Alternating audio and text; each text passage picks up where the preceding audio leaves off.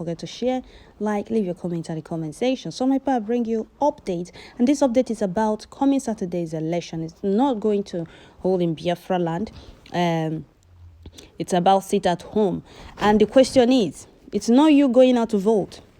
Before you go out, or if you have decided to go out and vote, ask yourself this question: will voting change anything in your life? Since you have been voting, what has changed? Nothing.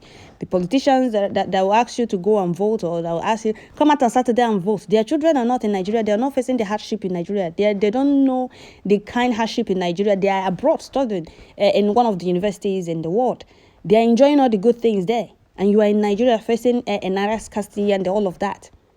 And the fathers or their parents will ask you to go out and vote for their children to continue enjoying abroad. We want freedom. We are no longer part of that zoo.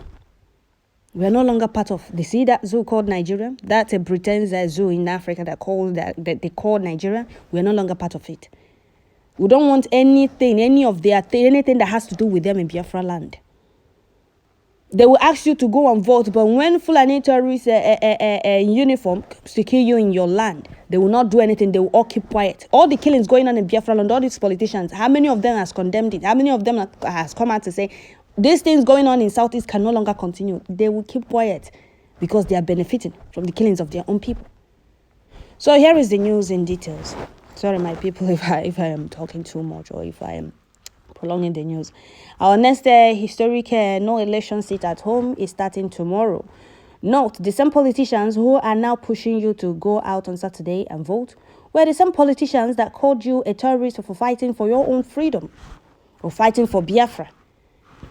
You fight for your freedom, they call you terrorists or what do they call it? What did they call us before? Miscreant. Yeah, the same politicians. So the same politicians has ordered that you will be killed once you come out of the street to protest and demonstrate against the impunity of the federal government, not just against their own decision. You protest and get killed by their order. Now you know. Would you give them more power to continue on Saturday, or would you take the power away from them and fight for your freedom? We are good to go from tomorrow, and the sit at home will end on Sunday. Stay safe. This is coming from Simon Ekpa. Yes, this is from Simon Ekpa to Biafrans in Biafra land. The politicians asking you to go out and vote on Saturday, they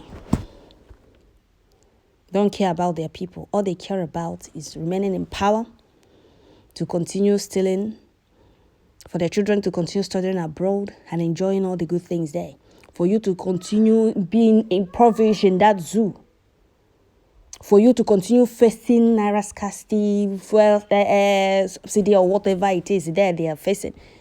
Okay, their children are not facing all these things, and they will be pushing you to go and vote for them to continue being in power. Not that they are doing anything for the people, not that they are after the people's safety, or they are, I saw a video of one woman crying that they have not been paid for complete 8 months, and they have families. How would they feed?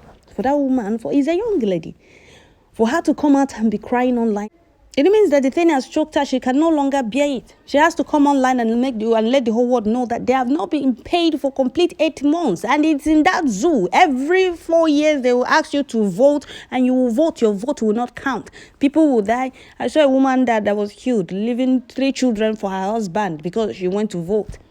That is the vote in Nigeria. All the elections, Aneburila mad.